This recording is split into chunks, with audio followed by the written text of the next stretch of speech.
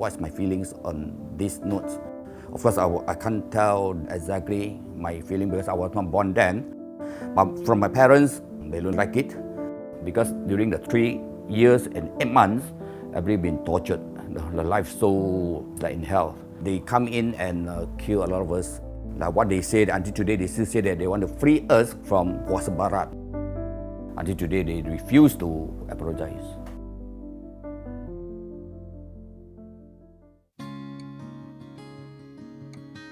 Hi, my name is Dixon New, and I started to be a numismatist in 2007. I'll call myself a numismatist because numismatist is someone that you collect the collectible items and you do a research on that. So my main collections earlier was the error coins. And then later I go into Malay Sultanic coinage, collect the Straits Settlements, Malaya, British Borneo, Sarawak, and the modern Malaysia coins and banknotes. And then of course also I collect Japanese invasion money. Japanese invasion money, or in short acronym is JIM, and it was issued during the 3 years and 8 months when we were invaded by the Japanese. Notes that issued by them, normally the most popular one, we call it the Duit Pisang. Actually, is this notes. Why you call it Pisang? Because you can really see the banana and the trees, but there are more in that. You can see that actually here is the sokuns, buah sokuns, and over here, down here, you can see that actually this is the pineapple. This is very localized because with all these features. And behind, you look at this, there's this pantai. That looks like the pantai kat Kuala Terengganu or pantai Kota Baru. And there's two different versions. This is with serial number. You can see that this serial MA. M is stand for Malaysia, but those are called Malaya. Philippines by P. Burma actually comes from B. But they're almost a similar type. And if Indonesia start with S, if those small islands start with O, called Oceania. So there are different prefix, start with different alphabets that represent which area they've been using. So this was being printed much earlier than they comes in 1941. And they printed ahead even before they come in. They printed in advance, so they are so confident. They crossed over to Kedah, then landed in Pulau Pinang. So in Penang Islands, they stopped issuing MA with serial number, MB with serial number. These are the ones actually today is very valuable.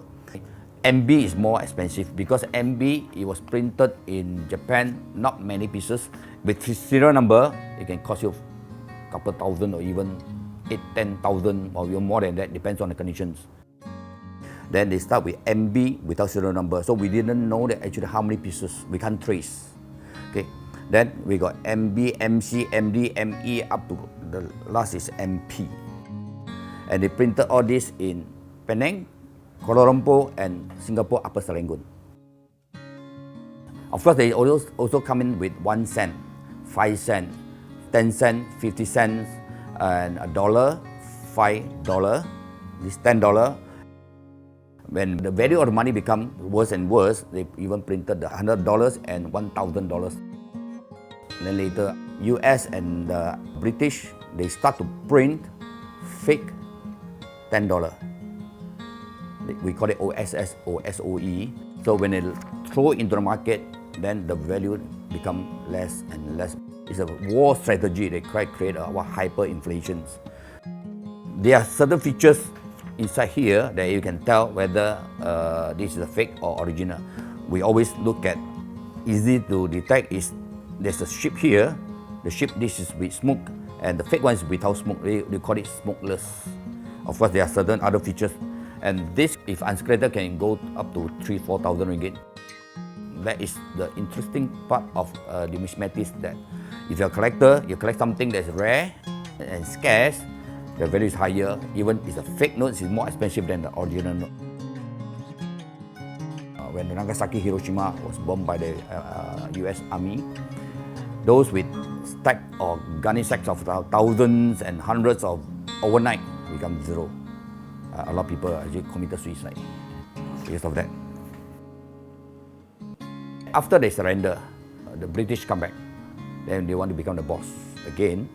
So what they do is they use the Japanese notes and they printed the $5. They printed with VJ, victory over Japan. So those are the notes that become propaganda. Then they distributed and they threw from the aeroplane, from helicopter, Botabo, to tell we are back and there's no more Japanese in this Tanah Melayu. They are also printed on the $1,000 Japanese notes with calendar of 1946. It's like a souvenir to give away, so you can use it as a calendar, as a card or calendar, paste it on the wall. They even printed out a piece of notes, $10, same thing with the pokok pisang. Then they put that Jepun akan mati. So these are the notes now we collect because it's not many. Okay, the value of the banknotes as a numismatist or as a collector, we always say that important is the quality and the scarcity of the items. Okay, scarcity means that hard to come by, and quality means that the condition has to be possible unseculated. This is already circulated. You can see that there's holes in between. So these are we consider that is heavily circulated. With serial number is more expensive. Okay, if this with serial number and this is in unseculated condition like this is going to worth about 800 to 1,000. When Japan was here, they didn't anticipate that Nagasaki will be bombed and Hiroshima will be bombed. So they thought that they will be long here. So they also started to try to print coins. And now there's two specimens that you can see, only two. One 10 cents, I think one is 20 cents, is in our Museum of Negara, Sasana Gijang. On the coins, the very interesting part is already mentioned in those days, in 1940 something, is already mentioned Malaysia. Spell Malaysia, M-A-L-A-Y-S-I-A. Those days in Tokyo, they already start to use this spelling, Malaysia, not Malaya, on the coin. The one piece I think cost $500,000 now. To me, as a collector, first thing, please do your homework. Important to buy a reference book, catalog, so you can do reading and equip yourself with good knowledge. Only then you start to collect what you want to collect. If you're not prepared for that, you always come to buy wrong things and a wrong price and wrong value. So please, I always say that equip yourself with knowledge first.